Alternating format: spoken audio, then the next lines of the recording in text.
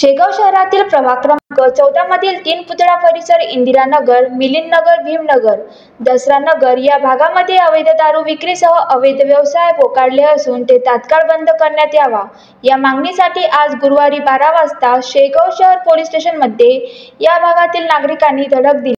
माझं नाव कुसुमबाई शेगोकार। काय झालं ते आम्ही दारू बंद करायसाठी आलो। आमचे लहान लहान मुलं पिऊन मरून राहिले, त्याचं काय करा? आमच्या मोहल्ल्यात दारू नेहमीच चालू राहते, मग त्या दारूचं काय करा? दारू चालू राहिल्या लेकरं तर मरतीनच, दारू पियायला तर तटी जाणारच ते। यायची दारू बंद झाली म्हणजे आमचे लेकरं चांगले शिक्षित राहतात। साहेब काय म्हणत आज भेटले? साहेब आता म्हणत की आम्ही बंद करतो, कारवाई करतो त्याच्यावर, पण त्या सरकारी मान्यतेत ते आम्ही बंद नाही करू शकत। मग ते नाही बंद करत ना तुम्ही, मग आमचं म्हणणं हेच आहे की त्या ज्या बाकीच्या इतर लोकांना तुम्ही दारू देऊ नका, त्या मोठ्या दुकानावाल्याला सांगा। हा, आमचं एवढं म्हणणं आहे। अनबस आमची यावेळी पोलीस स्टेशनला ठाम मांडून कारवाईची मागणी करण्यात आली। दरम्यान ठाणेदार नितीन पाटील यांनी आतापर्यंत अवैध दारू विक्री करणाऱ्या विरोधात केलेल्या कारवाईचा आढावा उपस्थितांसमोर मांडला। याही पेक्षा कडक कारवाई करण्याचे आश्वासन त्यांनी दिले। महिला मंडळी निवेदन देण्यासाठी आली होती, काय मागणी आहे आणि काय सांगितलं? निवेदन तर कोणाचंही प्राप्त नाही आहे, परंतु त्यांचं असं म्हणणं होतं की युवक हे व्यसन खूप करतायत आणि त्यामुळे व्यसनाधीनता वाढली आहे।